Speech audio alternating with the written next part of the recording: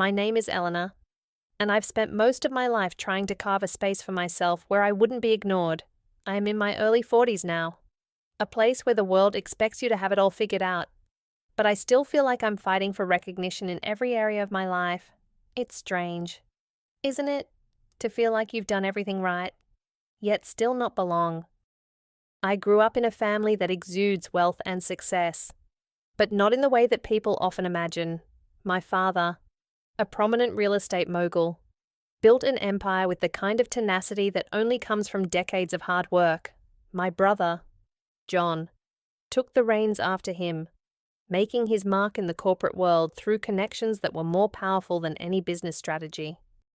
And my mother, well, she was the socialite, the center of attention at every gala and charity event. With a network of people who hung on to her every word, they all thrived on a set of values that were grounded in tradition, hard work, the right connections, and playing it safe. And then there's me, the odd one out, the dreamer, the one who didn't follow the script. I've always been the one in the family who's trying something new or chasing an unrealistic idea. I remember hearing those words, not just from strangers, but from my own family. They never really took me seriously, especially when it came to my career. It's not that they were cruel, they just didn't understand me, or my vision for the future. I was never content with the life of a well-set dinner table and the quiet hum of safe investments. I wanted something more. I wanted to create something that mattered, but no matter how hard I tried, it felt like my ambitions were brushed aside. I remember one particular family gathering, one that still lingers in my memory like a sour taste I can't wash away. It was a warm Saturday afternoon, and we were all sitting around the table. As usual, my father, sipping on his usual whiskey, was discussing his latest acquisition, a sprawling piece of real estate in the city. John, his son, was on his phone, scrolling through business emails, not even looking up. And there I was, excited to share what I had been working on for months, a tech startup I had built from the ground up, focused on revolutionizing the digital payment industry. It was a novel idea, one I believed could change the way people interacted with money on a global scale. I had spent sleepless nights researching, pitching, and testing prototypes, and I was finally ready to show my family the result. I remember the exact moment I spoke those words. I've built a tech solution that could change the future of payments. It's bigger than any of us realize. My heart raced as I waited for them to understand. But instead of excitement, there was a heavy silence. Then, John, my older brother, the one who had everything handed to him on a silver platter, snorted and rolled his eyes. A tech startup, please? That's just a waste of time. You know how many people try that and fail. Right. My father chuckled, as if to diffuse the tension, but it only made it worse. Elena, darling, it's cute that you're always coming up with these innovations. But let's be honest, it's just a hobby. It's not real business. You'll grow out of this phase. The dismissive tone in his voice stung more than I wanted to admit. They had no idea how hard I had worked to get this far. They didn't see the late nights, the sacrifices, the risks I had taken to build something of my own. I wasn't looking for validation, but in that moment, I wanted at least a sliver of acknowledgement. But nothing. I wasn't their idea of successful. I wasn't their idea of what a career should be. I wasn't the son who would take over the family business, or the daughter who would maintain their image in high society. I was just Elena, the one who always tried something new, always failed to live up to their expectations. And that, I realized, was the moment I started to change. It was supposed to be a joyous occasion. My brother John's wedding, a grand celebration that, on the surface, was everything the family had always dreamed of, an event meant to cement our family's place among the elite, filled with the who's who of the social and corporate worlds. I had hoped, despite the years of feeling like an outsider, that this day would be different.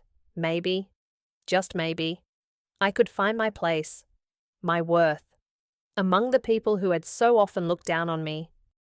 The day started out like any other wedding, elegant, expensive, and perfectly orchestrated. The venue was a sprawling estate just outside the city, where the reception hall alone could hold over 500 people. The flowers alone tulips, orchids. Roses cost more than I had earned in the last 2 years of my business.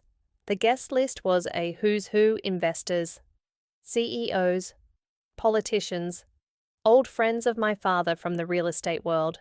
It was as much about power and connections as it was about love. But somewhere between the champagne toasts and the speeches, everything shifted. I hadn't anticipated the level of attention that would be placed on me. But in that sea of people, I felt more invisible than ever. Maybe it was because my brother was the star of the evening. Or maybe it was because my family had already decided where I stood in the pecking order. But as I wandered through the crowd, hoping for a moment of recognition, I was met with a wall of indifference.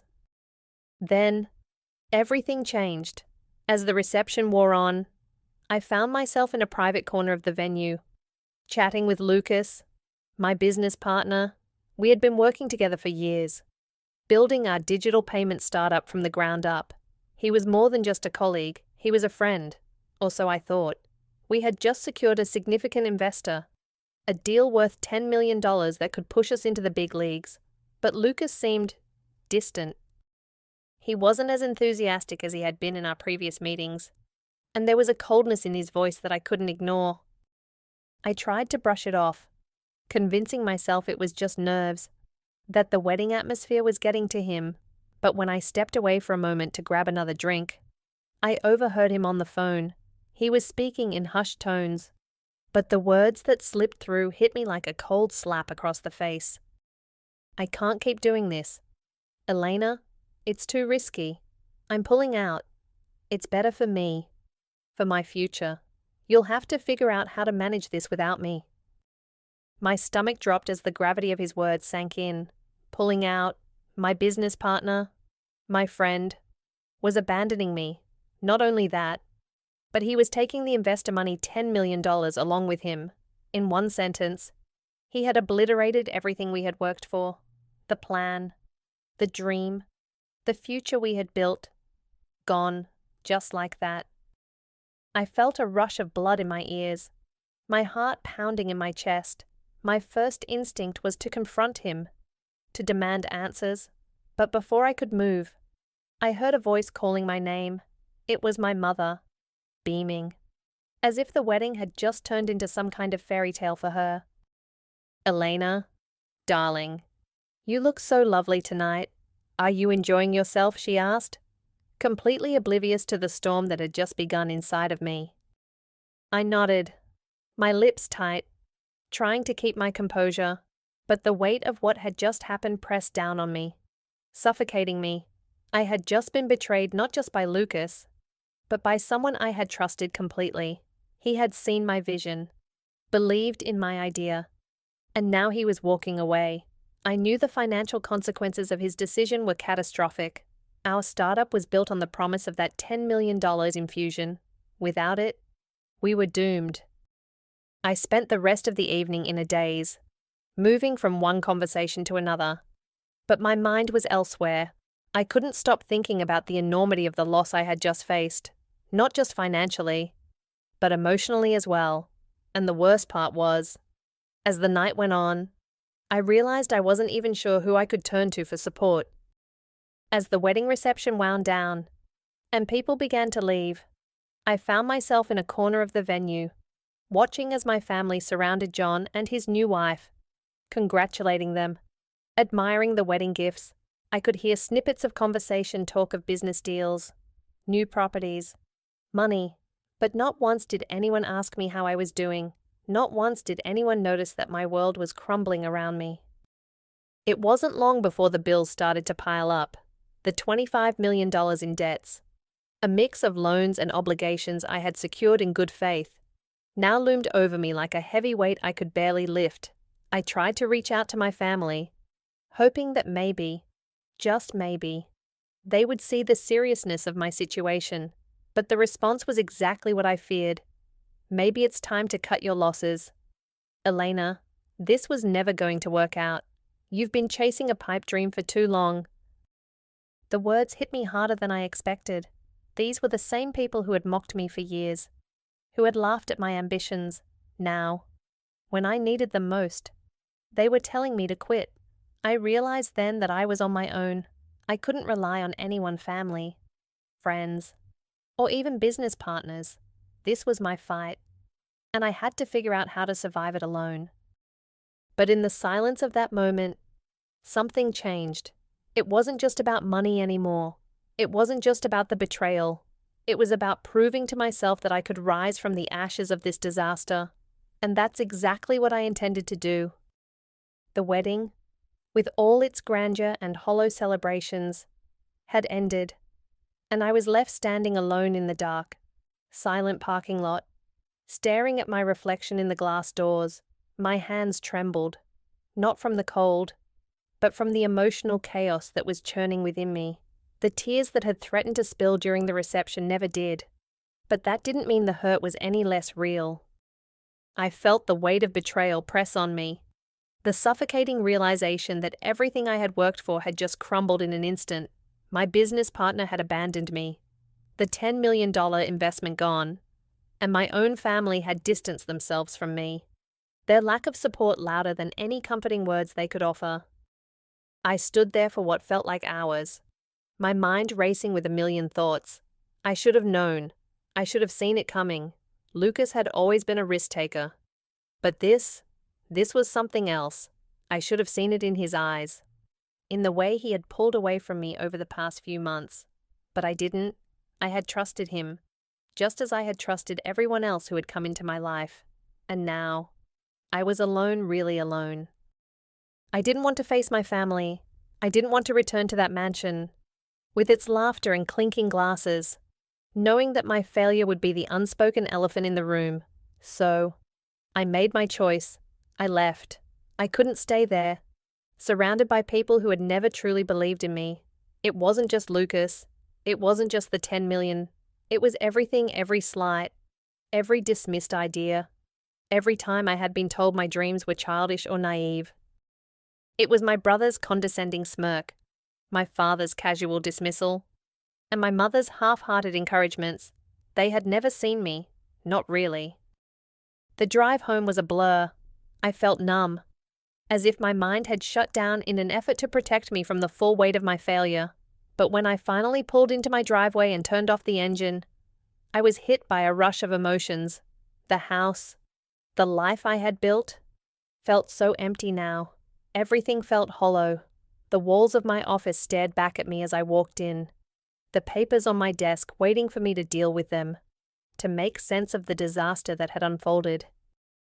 I sat there, not knowing where to begin, as the hours slipped away. I could hear my mother's voice in my head. "Elena, you're always dreaming too big. You've got to come back down to earth." Darling. It was the kind of thing she always said, as if she were trying to protect me from disappointment. But the truth was, I didn't need protection. I needed belief. I needed someone, anyone, to believe that what I was doing wasn't a joke, that my ambitions weren't a waste of time, but no one did. I stared at the invoices, each one a reminder of the money I had borrowed, the risks I had taken, the weight of $25 million in debts pressed on my chest, suffocating me. It was a number I could never repay, a figure I had never expected to face. I had worked so hard to get to this point, and now it felt like the entire world had turned its back on me. All the sacrifices, the sleepless nights, the moments of doubt I had pushed through, all of it felt pointless now. I was just a failure, just another woman who couldn't cut it in a man's world. I didn't have the luxury of trust, of connections. I had to build everything from the ground up. And now it felt like I was standing in the rubble of a dream I had never been able to protect. I hated myself in that moment. I hated how weak I had become. The voices in my head were relentless, a constant reminder of every mistake, every misstep. Had I been too trusting? Had I been too naive? Was I not cut out for this life? After all, I wanted to quit. I wanted to walk away from everything, the startup, the debts, the empty promises of success. But there was something deep inside of me that refused to let go. In that moment of desperation, I thought about the last few years, about the countless times my family had treated me like an afterthought, about the way Lucas had walked away, about the dreams I had tried to bring to life. It was all too much. But then, a thought struck me, sharp and clear. I didn't need their approval. I didn't need anyone's approval. If I was going to make it, I would have to do it on my own. No more relying on people who didn't believe in me. No more waiting for a hand to hold me up. I took a deep breath and started to focus. There was still hope. If I could just find it. The first step was simple. I had to rebuild. I had to figure out a way to take control of the narrative. I couldn't let Lucas's betrayal or my family's indifference define me. I had to take the $25 million debt and turn it into something positive. I could use it as leverage. I had learned from my mistakes. Now, I needed someone who could see the potential of my vision, someone who wouldn't back out at the first sign of trouble. I started drafting a new plan, a revised business model, one that accounted for the losses but also offered a unique solution to the problem that my digital payment system could solve. I'd find an investor who truly believed in innovation, not just the status quo. I would present my vision with unwavering confidence, knowing that I was the only one who could make it succeed. And so, as I sat in that office, in the quiet solitude of my thoughts, I made a vow to myself. This setback would not be the end. It would be the beginning. I wouldn't let my dreams die because of the failures of others. This was my story, my journey, and I would write it on my terms. For the first time in a long while, I felt a sense of peace settle over me. I was no longer waiting for someone to believe in me. I was going to make them believe in me. It's strange how the most powerful moments often arrive without warning. 1 minute, I was living in the shadow of my failures, drowning in debt, betrayed by my business partner, dismissed by my family, and the next, I found myself standing on a precipice, looking down at the glittering success I had once only dreamed of. The first sign that things were turning around came in the form of a call I had been waiting for, but never truly believed would come. I had just wrapped up a long day of meetings with potential investors when my phone rang. I wasn't expecting anything serious. I had long stopped hoping that my luck was about to change. But when I saw the name of the tech firm on the screen, my heart skipped a beat. CloudPay, a multi-billion-dollar global payment solutions company. They had been one of the giants in the industry, and until that moment, I had only dreamed of being in the same room with them. I took a deep breath before answering. Hello. Elena. This is Michael Donovan from CloudPay. We've reviewed your proposal and your demo. We're impressed. We want to move forward with a deal $150 million for your payment solution. We believe it's exactly what the market needs. For a moment, I couldn't process the words, the number, the magnitude of the offer. I had worked for this moment for years, fought for every inch of progress. But now that it was finally here, I felt paralyzed. The weight of the deal, the weight of everything I had struggled through, was bearing down on me. But then, as if my body had been waiting for this, a surge of energy shot through me. I couldn't hold back the smile that stretched across my face. I had done it. Against all odds, I had built something real, something worth $150 million. The next few weeks were a whirlwind. News of the deal spread quickly, and the attention I had longed for came flooding in. CloudPay was known for its ability to scale innovations, and my technology, my startup, was now their latest acquisition. The startup that had been laughed at, mocked, and dismissed by everyone, including my family, was now the talk of the town. I made headlines, newspapers, blogs, podcasts. I was invited to speak at conferences, and offers from other investors poured in. In a matter of weeks, I had become one of the youngest self-made billionaires in town. But as the world around me buzzed with recognition, something else started to happen. Something that caught me by surprise. My family. It wasn't long before my father called, the man who had dismissed me, who had written off my ideas as childish fantasies, was on the other end of the line. His voice, usually steady and commanding, trembled slightly. Elena. He began, sounding as if he had swallowed his pride along with his words. We were wrong. I was wrong. Your idea. It was brilliant. I was too proud to see it before. I should have believed in you. His words hung in the air like a strange gift, something I had longed to hear for years, but something that felt hollow now that they were finally spoken. Was it too late? Did his apology matter when the damage had already been done? And yet, a small part of me felt the walls I had built around myself start to crack. I didn't know how to feel. I didn't know if I should forgive him, or if I even wanted to. I could hear my father's regret, but I wasn't sure it was enough to erase the years of doubt. The countless times he had brushed aside my dreams as impractical. Thank you, Dad, I said softly, trying to keep my voice steady.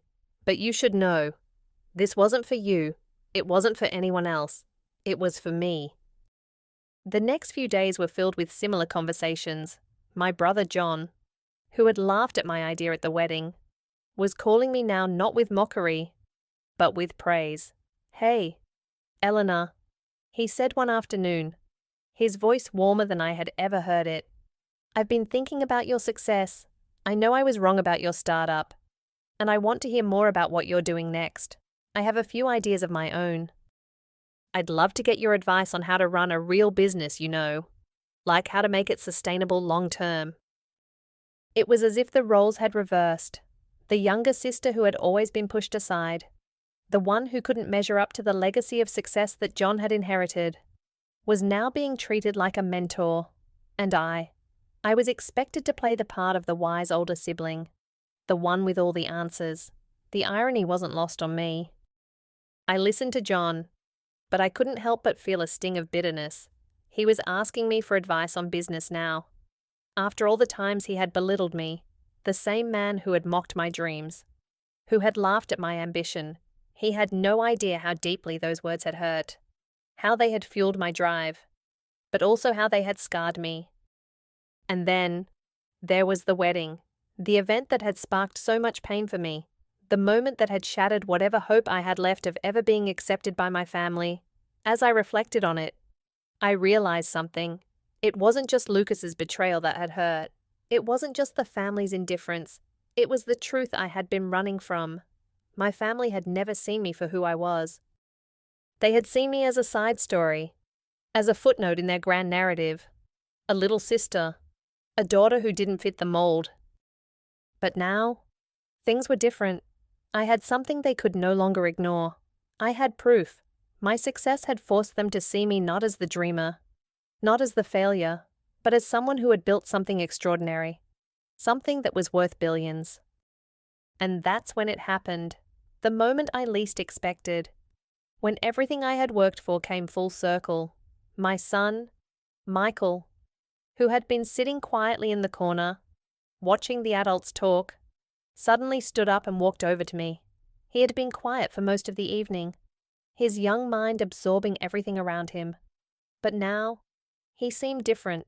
His little 9-year-old face was serious as he looked up at me. "Mom," he said, his voice cutting through the conversation. "I don't care what anyone says. I think you're the smartest person in the room. You're not just some dreamer. You built something. You showed them all, and I'm proud of you."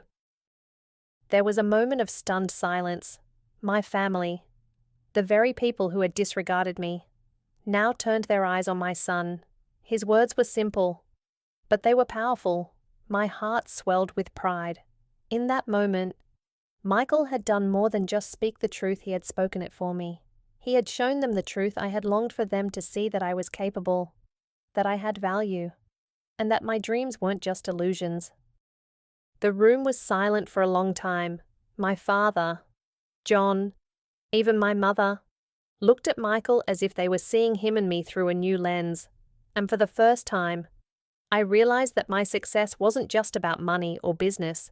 It was about recognition. It was about finally being seen for who I truly was.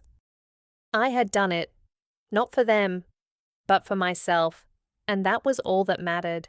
The gathering was supposed to be another one of those family occasions, one of the elegant dinners where everyone was expected to put on their best faces and pretend that everything was fine. But tonight was different. I had made sure of that. I was no longer the Elena they used to mock. The one they considered a perpetual failure. The dreamer who was never quite enough. Tonight, I was standing in front of them not as the little sister or the daughter who always tried to please, but as a self-made billionaire, someone who had succeeded on her own terms, without any of their help or approval. My father was the first to approach me when I walked into the room. His posture was more rigid than usual, his smile a little too forced. He had always been the cornerstone of our family, the unshakable patriarch who everyone turned to for validation. But now, as he looked at me, I could see that something had shifted. His eyes were no longer filled with that dismissive glint they once had, the kind that made me feel invisible.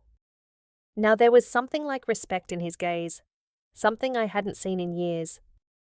"Elena," he began, his voice a little softer than usual. "You've done well. I can't say I understood your vision, but I see now that you were right. This is impressive." I nodded slowly, the words barely registering. They were nothing new. He had said similar things over the phone. But now, face to face, I didn't know if I could accept them. Not after everything. Not after all the years of feeling like I didn't belong. "I appreciate that, Dad," I said, keeping my tone steady. "But let's be clear, you weren't the one who believed in me. Neither was John. Or Mom. It was me. I believed in myself. And that's why I succeeded." The room fell silent at my words. My father shifted uncomfortably. But I could tell that the change in him was genuine. I had been used to his patronizing tone, his way of dismissing me like I was a child with impossible dreams. But tonight, I wasn't the child anymore. John, who had been standing nearby, finally spoke up. His expression was mixed, half admiration, half something else I couldn't quite place. "Eleanor, I never meant to, belittle you. I was just trying to look out for you. This whole startup thing, it seemed like a risk. But I see now how wrong I was. You've proven everyone wrong." I felt the weight of his words, but also a strange emptiness. His apology didn't feel genuine. It felt like he was only saying what he thought he needed to say because the truth of my success was undeniable. I had become the one who could no longer be ignored. But it wasn't just about me proving them wrong. It was about me realizing something important. I had nothing to prove anymore. "I'm glad you can see that, John," I said, locking eyes with him. "But just so we're clear, I don't need you to look out for me. I never did. I've spent my entire life trying to prove to you and Dad that I'm capable. I don't need your validation anymore." John's face hardened slightly, and I could see that the words stung. He wasn't used to hearing me stand up for myself. He was used to me being the quiet one, the one who deferred to him and my father. But I wasn't that person anymore. My mother, who had been standing to the side, suddenly spoke up. "Elena, darling, you don't have to be so harsh. Your father is just trying to say that he's proud of you. We've always supported you in our own way, even if it didn't look the way you wanted it to." I almost laughed. "Support? You've always told me I was too idealistic, too unrealistic. You've always brushed aside my ideas as just a phase. Where was the support when I needed it? Where were you when I was drowning in debt? When my business partner pulled out and left me with nothing?" My mother faltered, the words catching in her throat. I could tell she hadn't expected me to call her out like this, to confront her with the truth she had always avoided. "You've always seen me as someone who needed to fit into your perfect mold," I continued, my voice steady but full of emotion. "But I'm not that person anymore. I'm not the Elena you think I am, and I'm done trying to prove myself to any of you." The silence in the room was deafening. It was as if everything had come to a screeching halt. My father, John, and even my mother stood there, stunned, unable to respond immediately. For the first time in my life, I felt a sense of power, a power that had nothing to do with money, but with my own independence. I took a deep breath and looked at them, my voice unwavering. "I didn't build this for you. I didn't succeed for any of you. I did it for me. and I'll be damned if I let any of you drag me back into a place where I'm just the little girl who can't do anything right."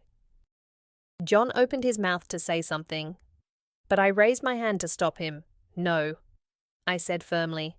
"You don't get to tell me I'm doing great now. You don't get to act like you always knew I would succeed. You weren't there when it mattered. You weren't there when I needed support or belief. And now that I've made it on my own, you don't get to come in and pretend like you're the one who helped me." My father's face was flushed with a mix of anger and realization. He wasn't used to being spoken to like this. Not by me. I could see that his mind was racing, trying to figure out how to regain control of the situation. But it was too late. The power had shifted. I wasn't the little girl anymore. I was the woman who had made herself, who had earned her place, without their approval. "Dad," I said, softening my tone just slightly. "I don't need you to apologize. I don't need your approval. I've built this on my own, and I will not let anyone, not you or anyone else, make me feel like I'm anything less than what I've achieved." The tension in the room was palpable, and I could see the discomfort on my family's faces. They didn't know how to handle this version of me, the version who had finally found her voice. My success was no longer about pleasing them, about earning their respect. It was about me, and it was time they understood that. For a long moment, no one spoke, but I didn't need them to. I knew where I stood now. I had drawn my boundaries, and I wasn't backing down. Finally, it was my father who broke the silence. I understand," he said, his voice heavy with resignation. "We've treated you like an outsider for too long, and for that, I'm sorry." But his apology, while genuine, came too late. I wasn't sure it could undo all the years of hurt. I wasn't sure it mattered anymore. "You're right, Dad," I said, my voice calm but resolute. "But I don't need your apology. I'm not doing this for you. I'm doing this for me, and that's the only approval I need now." With that, I turned and walked away. I knew my family was still processing the shift in power, the shift in their relationship with me, but it didn't matter. I had finally taken control of my own destiny, and no one, not even my family, could take that away from me.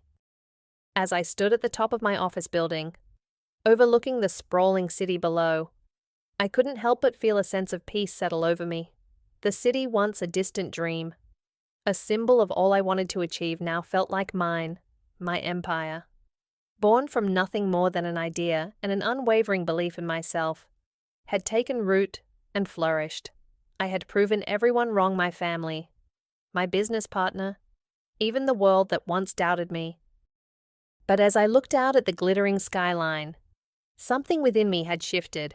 I wasn't just looking at my success, I was questioning it. I had climbed this high on my own, without anyone's help, but now I realized that it wasn't the money or the recognition that made me feel truly fulfilled. I had spent so much of my life searching for validation, always trying to prove that I could be as successful as anyone else, as worthy as anyone else. I had allowed my family's dismissive attitudes to define my worth, had sought approval from them, from the people around me, as if their recognition could somehow make me whole. But that was before I understood something essential. True success isn't about how others see you. It's about how you see yourself. I had finally embraced my own identity, my own vision. I didn't need the applause or approval of my family anymore. I didn't need to explain myself to anyone.